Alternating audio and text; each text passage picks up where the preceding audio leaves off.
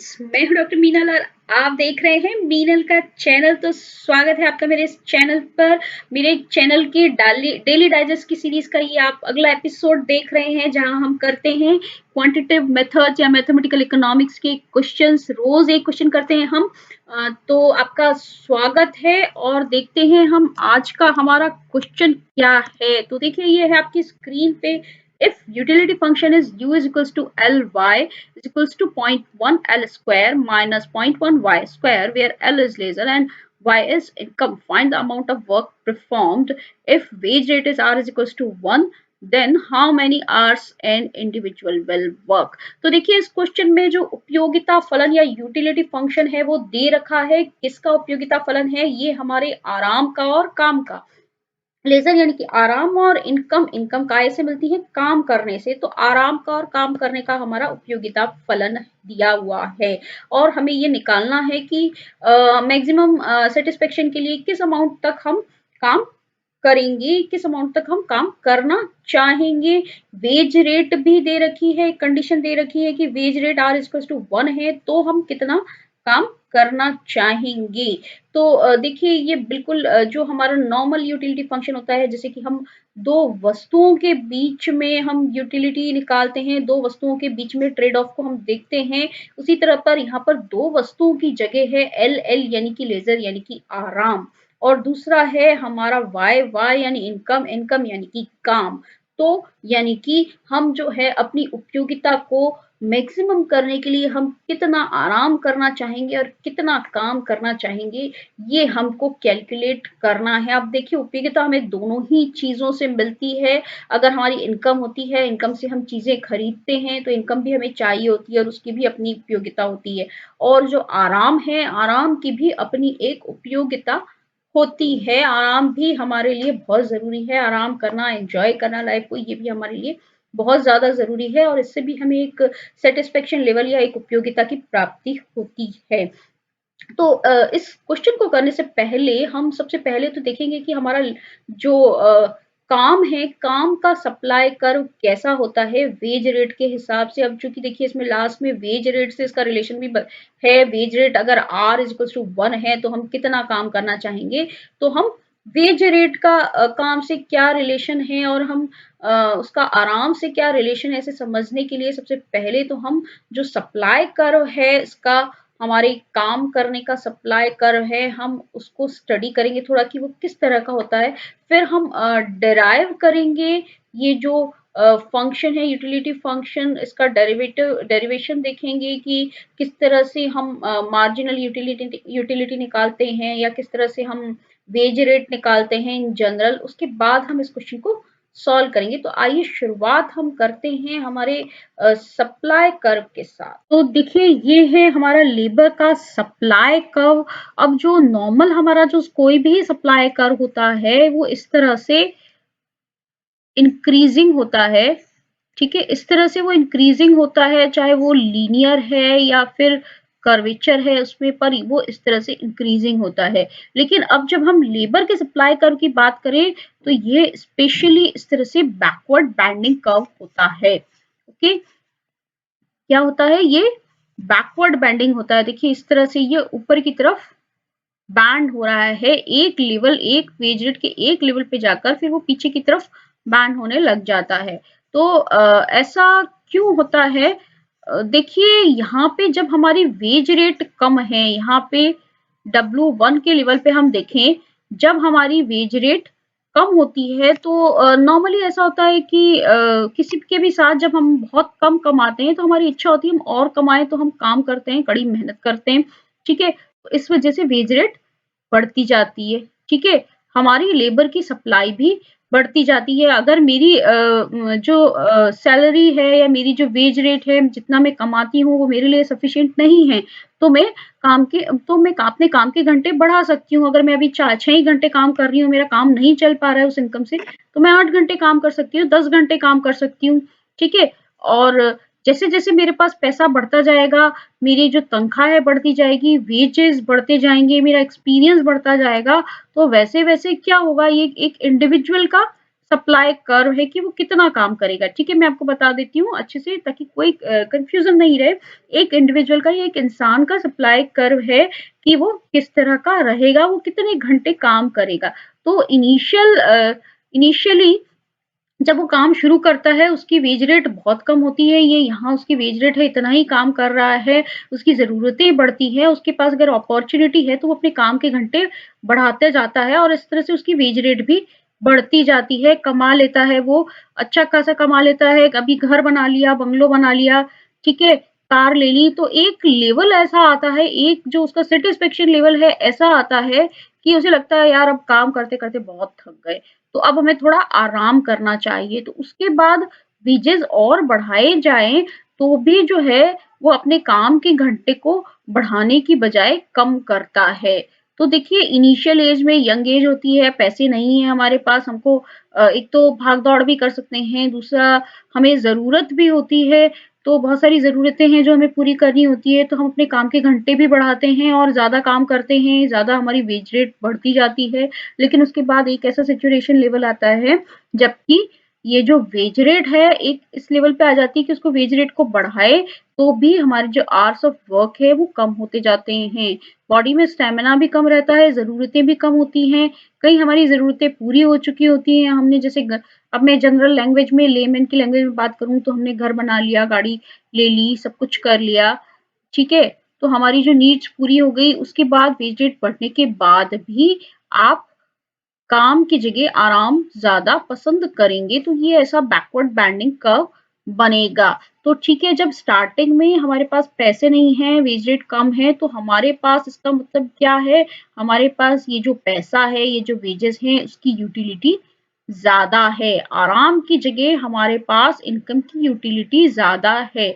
तो हमारा जो अ, ऑब्जेक्टिव होता है, ऑब्जेक्टिव क्या होता है? यूटिलिटी को मैक्सिमम करना, तो हम बढ़ाते चले जाते हैं वेजेस के साथ-साथ जैसे-जैसे वेज बढ़ रहे हैं, अपने काम के घंटे भी बढ़ाते चले जाते हैं।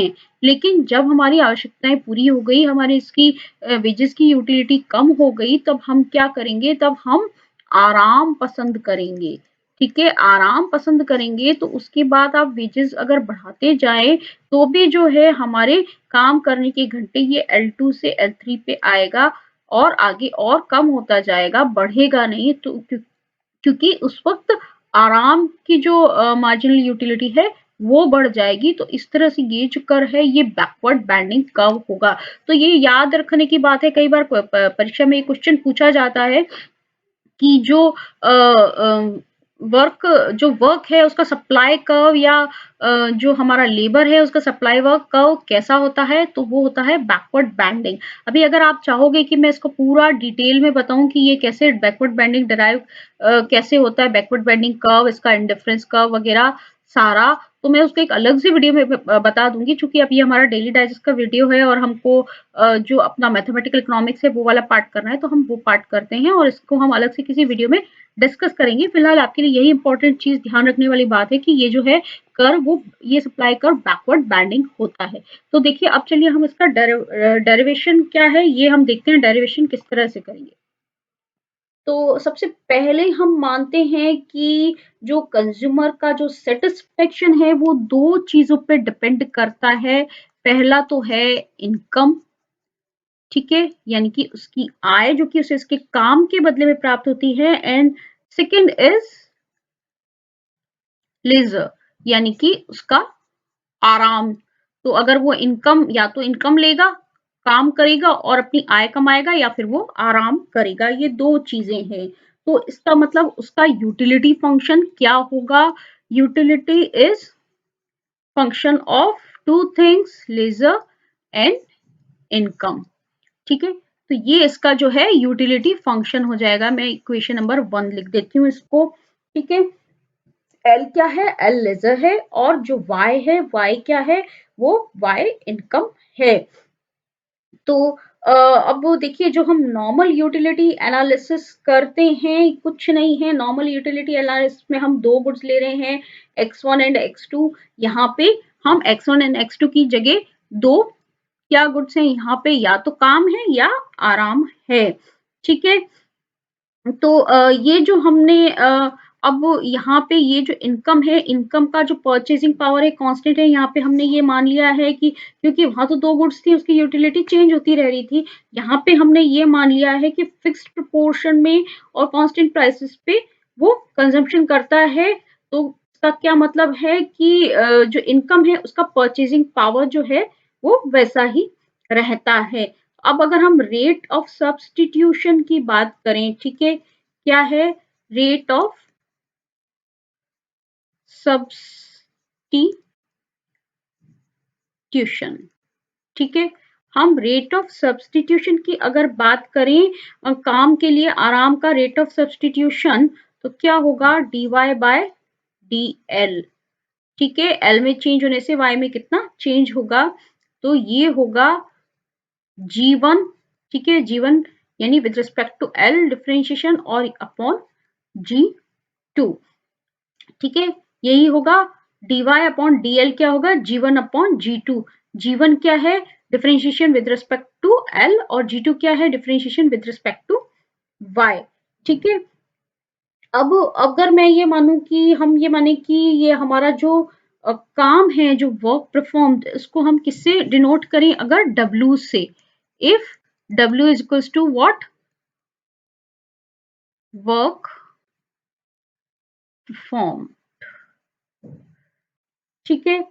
और क्या है आर, आर को हम क्या मान लें, आर क्या है, आर है अगर हमारी वेज रेट, ठीक है, आर है हमारी वेज रेट। तो इसका क्या मतलब है, एल क्या होगा, एल किसके बराबर होगा, L is equals to total जो टाइम है उसमें से जो हमारा वर्क है उसको हम सब्ट्रैक्ट कर दें। टोटल टाइम जैसे एक दिन में 24 घंटे होते हैं पर डे की अगर हम बात करें, तो उसमें से जितने घंटे हमने काम किया उसको निकाल दें, तो ये जो पीछे बचेंगे वो हमारे आराम के घंटे हो जाएंगे। तो एल इज इक्वल्स टू क्या हो जाएगा, L is equals to T minus W, ये हमारा आएगा सेकेंड इक्वेशन, ठीक है।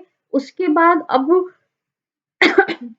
हमारा जो बजट कंस्ट्रेंट है, बजट कंस्ट्रेंट क्या रहेगा, हमारा जो y है, y रहेगा हमारा जितना हमने वर्क किया है इनटू जो हमारी पर आवर वेज रेट है, जितना वर्क किया है और जो हमारी पर आवर वेज रेट है, ये हमारी जो है इनकम रहेगी, ठीक है। ये हमारा इक्वेशन नंबर 3 हो जाएगा। तो y is equals to W into R, ठीक है। अब ये जो वैल्यूज हैं एल और वाई की वैल्यूज, वो हम 1 नंबर इक्वेशन में सब्स्टिट्यूट कर देंगे। तो मैं यहां लिखती हूं बाय सब्स्टिट्यूटिंग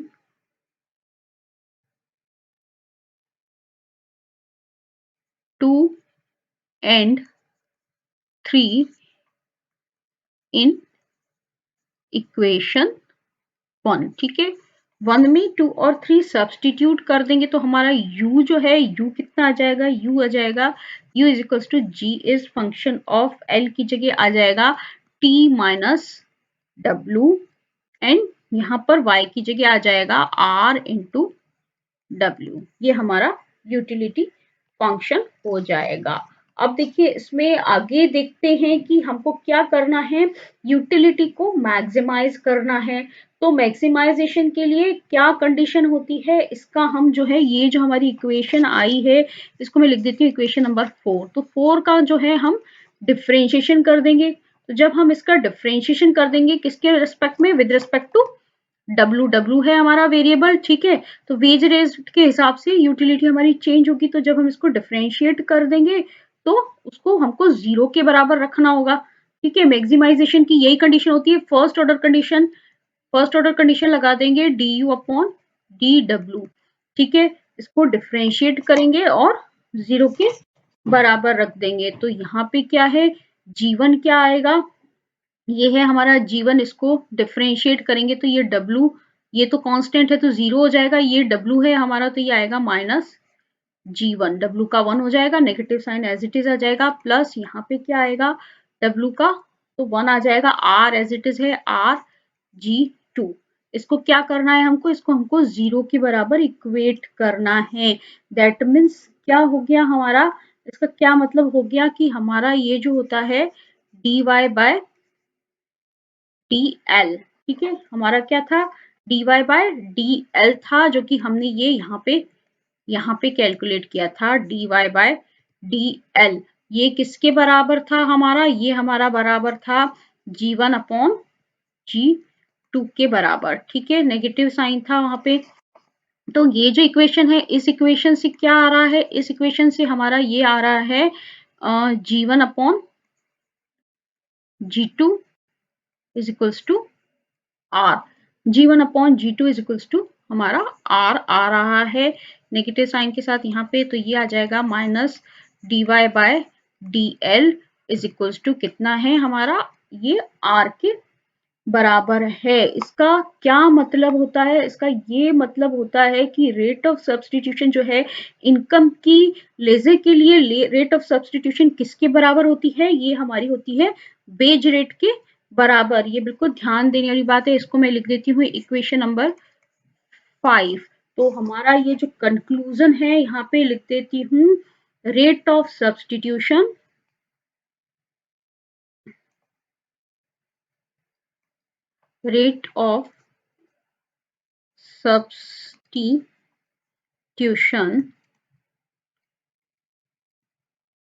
of income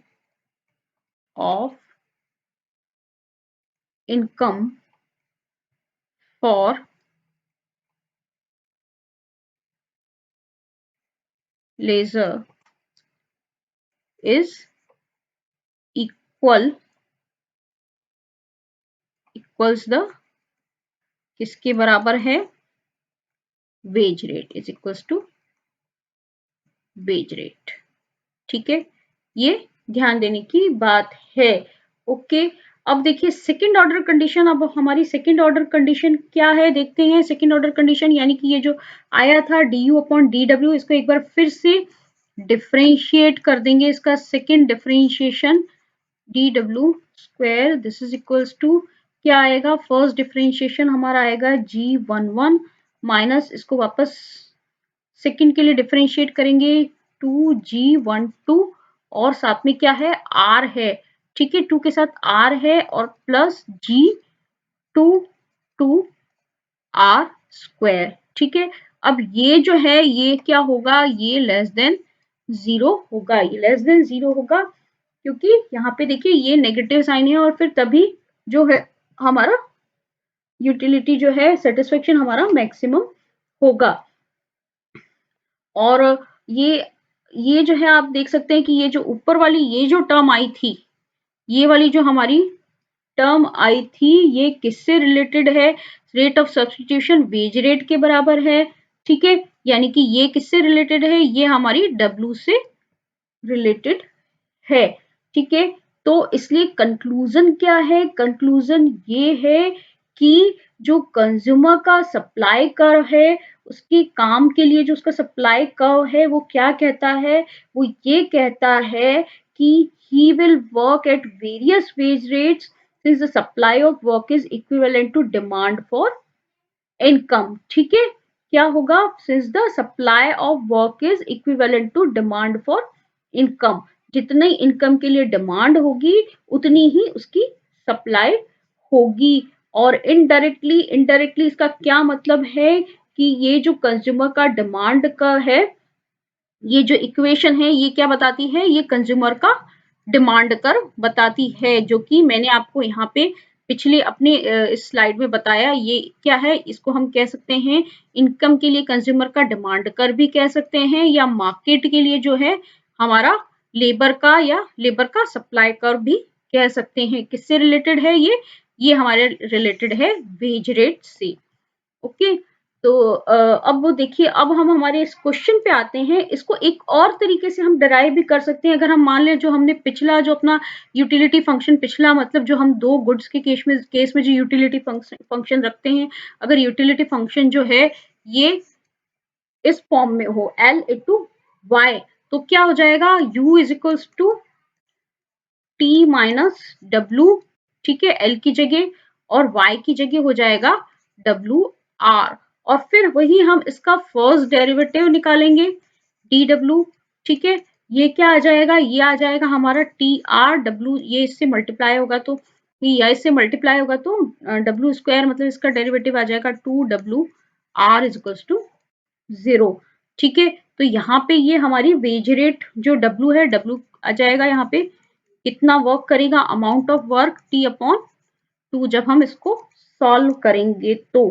ठीक है, और अब इसको अगर वापस हम सब्स्टिट्यूट करते हैं किसमें, हमारी जो पिछली इक्वेशन थी उसके अंदर अगर हम उसको सब्स्टिट्यूट करते हैं पिछली इक्वेशन, यानी y is equals to R into W.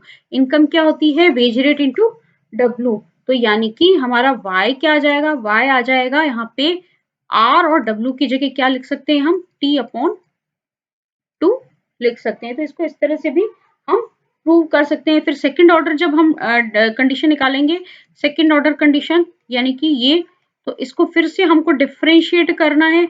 फिर से डिफरेंशिएट करेंगे तो क्या होगा, ये टर्म तो कांस्टेंट है, 0 हो जाएगी। इसका डिफरेंशिएशन ये क्या आएगा, -2 w का 1 2 r, दैट मीन्स ये नेगेटिव है, ये लेस देन 0 है। ठीक है, तो ये इस तरह से भी प्रूव कर सकते हैं। अब वो हम चलते हैं, हमारा जो ओरिजिनल क्वेश्चन था उसको हम फटाफट से सॉल्व कर लेते हैं। तो देखिए ये हमारा क्वेश्चन था, इसे सॉल्व करना है। यूटिलिटी फंक्शन दे रखा है, लेबर और लेजर और इनकम के टर्म्स में हमको ये यूटिलिटी जो है दे रखी है। हमको amount of work find out करना है। तो amount of work find out करने के लिए, जैसा कि हमने आगे यहाँ पे ये प्रूव किया, तो अमाउंट ऑफ वर्क हमें कहाँ से मिलेगा, हमको जो यूटिलिटी फंक्शन है इसका फर्स्ट डेरिवेटिव निकालना है और उसको 0 के इक्वल रखना है। तो हमको कितना अमाउंट वर्क होगा ये हम कैलकुलेट कर सकते हैं इजीली। तो यहाँ पे हमारा जो यूटिलिटी फंक्शन है वो क्या है, u is equals to L Y minus 0.1 L square minus 0.1 Y square, ये हमारा यूटिलिटी फंक्शन है। इसको हम थोड़ा सा दूसरे सिंप्लीफाइड फॉर्म में यानी कि टी डब्ल्यू के टर्म में निकालेंगे, क्योंकि हम रखेंगे, क्योंकि हमको क्या निकालना है, हमको डब्ल्यू कैलकुलेट करना है और इस इक्वेशन में डब्ल्यू नहीं है कहीं पे भी, तो हम उसको टी और डब्ल्यू के टर्म में रखेंगे। तो वही बात है, ये जो एल है, एल क्या हो जाएगा, हमारा लेजर कितना है, हमारा जो टोटल टाइम है उसमें से हम अपना वर्क का टाइम निकाल दें तो हमारा एल आ जाएगा। तो यानी कि एल की जगह हम लिख सकते हैं टी माइनस डब्ल्यू। ठीक है, और y जो है, y हमारा क्या है, y हमारी है इनकम। तो वो किसके बराबर होती है, total work into wage rate. तो यहाँ पे हम y की जगह लिख देंगे w इंटू आर माइनस 0.1। ठीक है, l की जगह आ गया t माइनस डब्ल्यू का स्क्वायर, फिर माइनस 0.1, इसकी जगह आ गया W square R square Y की जगह। तो ये मैंने यहाँ पे ये वाली जो वैल्यूज है इस यूटिलिटी के फंक्शन में मैंने पुट कर दी। अब थोड़ा सा इसको हम डिफरेंशिएट कर देते हैं, यहाँ पे लिखती हूँ मैं क्योंकि थोड़ा सा लंबा रहेगा डिफरेंशिएशन के बाद टर्म्स इसकी। D U with respect to W हमको डिफरेंशिएट करना है। तो यहाँ पे ये जो फर्स्ट टर्म है इसके अंदर ये हम डिफरेंशिएट करेंगे तो क्या आ जाएगा हमारा, W का तो 1 हो जाएगा, ये आएगा हमारा T R minus 2W are, फिर यहाँ पे ये आ जाएगा माइनस 0.1, फिर ये हो जाएगा इनटू, इसको ब्रैकेट लगा देते हैं, 2t माइनस W, और ये W तो 1 हो जाएगा, T का 0, दैट मीन्स ये आएगा -1, माइनस डब्ल्यू का -1 आ जाएगा। ओके, उसके बाद ये है माइनस यहाँ पे 0 माइनस 0 इंटू 1, इसका आ जाएगा 2W आर स्क्वायर, ये इसका डिफरेंशिएशन आ जाएगा। इसको थोड़ा सा हम सिंप्लीफाइड फॉर्म में लिख देते हैं। सिंप्लीफाइड फॉर्म में लिखेंगे तो क्या आएगा, देखें यहाँ से ये आ जाएगा माइनस डब्ल्यू आर,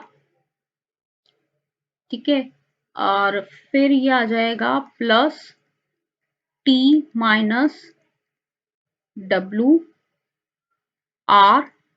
ठीक है, ये डब्ल्यू आर वाली टर्म, ये इसको मैंने कॉमन ले लिया, एक तो इधर रख दिया मैंने और एक इधर रख दिया, दो डब्ल्यू आर थे ना।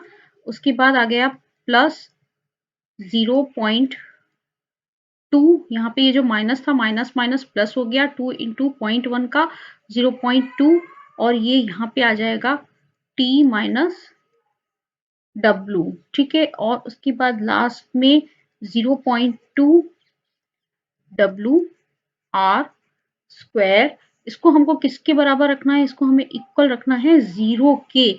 और इसको सॉल्व करके W की वैल्यू निकालनी है। तो W की वैल्यू क्या आएगी, देखिए मैं यहाँ पे लिख देती हूँ T into R plus 0.2 upon 2